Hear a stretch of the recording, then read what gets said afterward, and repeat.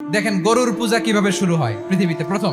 বনি ইসরায়েলের এক দুষ্ট লোক ছিল, নাম সামিরি। সে সবাইরে বলল তোমাদের স্বর্ণগুলো ফালাও। স্বর্ণগুলো ফেললো, বনি ইসরায়েলের স্বর্ণগুলোকে গলিয়ে গরুর বাচ্চা বানালো, গোবৎস। জিব্রাইল আলাইহিস সালাম যে জামিনে এসেছিলেন, ওই ফেরেশতার পায়ের নিচের একটু মাটি সে বুদ্ধি করে প্যাকেটে রেখে দিছিল।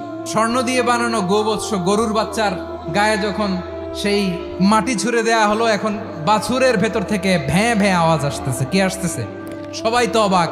সামিরি বলে, আরে তোমরা যে 70 জন দিয়ে মুসা আলাইহিস সালাম রে পাঠাইছো ওইদিকে, এত ঘুরতেছে, আল্লাহরে খুঁজে পায় না, আল্লাহ তো এটার ভিতরে ঢুকছে। নাউজুবিল্লাহ, এটার ভিতরে সেজদা দাও। এই সেজদা দিয়ে গেল। হারুন আলাইহিস সালাম তাদেরকে বুঝালেন, শিরক করো না, আল্লাহরে ভয় করো। শুধু এতটুকুই তিনি বুঝালেন, দাওয়াতি কাজ পালন করলেন, কিন্তু প্রতিরোধ করেন নাই। এই ঘটনা থেকে শিক্ষা কি? শিক্ষা হচ্ছে, আপনি শিরকের আড্ডাখানা দেখলেও বৃহৎ স্বার্থে তাওহীদের দাওয়াত দিবেন, প্রয়োজনে আপনি ঐক্য নষ্ট করবেন না। সুবহানাল্লাহ পড়বেন না?